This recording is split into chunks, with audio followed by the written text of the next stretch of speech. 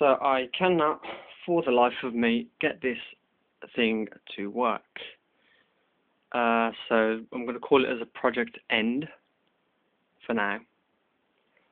So I guess what I'm going to have to do is I'm going to keep that all as it is, but yes, get new parts. And what I'm going to do with that one is different to this entire setup, or at least this, is I'm not going to solder it because I can accept maybe the fact that there's a crap solder somewhere, or the board itself, I've had that for quite a while. It looked pretty clean at the time, but it could just have something on the surface that's not allowing it to work, even though it all reads and appears to work. So yeah, that's sorry about that. Yeah, project end for this. Next stage for that, I guess, is really this whole thing's actually not about this circuit at all. The main thing I'm interested in actually is the lag system. So with that, I guess I can just bypass that, do a normal pulse circuit, and just mainly see if this setup actually works. And if that don't, annoyingly, I guess I'm just going to have to do a as best I can replication exactly of the original and lag system, the simple video, where it shows the coil on the left and the coil on the right. The one being on the right being the pulse motor, and the one on the left being the pickup for the lag. And again, I'm going to review all the stuff to make sure, because obviously if it was that easy, then you would have lag systems all over the place. It's all about how, or indeed when, you take current from the circuit or allow it to flow through.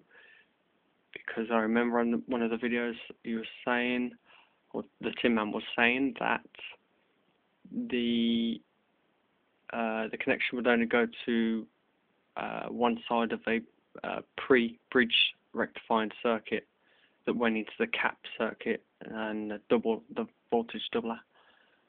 That in itself had its own bridge rectifier on it. So at certain times, like when it's approaching the magnet, you would allow, well, you wouldn't take no current from it. You would allow it to flow through. But obviously that changes when the magnet starts moving away.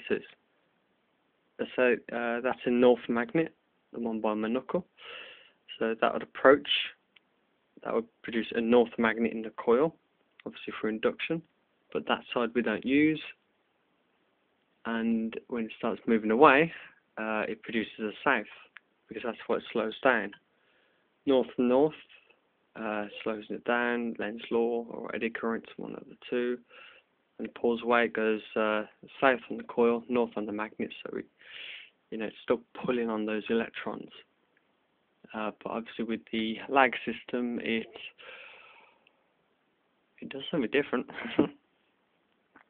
It's about the conversion, or just the difference between separating the voltage and the amps in the circuit. I've got a transformer sitting about the room somewhere. I remember you using one of them or mentioning it. Couldn't quite understand how you wired it all together, but I'll give it a shot and again review the videos and see what else I can find. I guess that's it for now. Yeah, so project end on this, but this wasn't the main focus anyway. Okay then, see ya.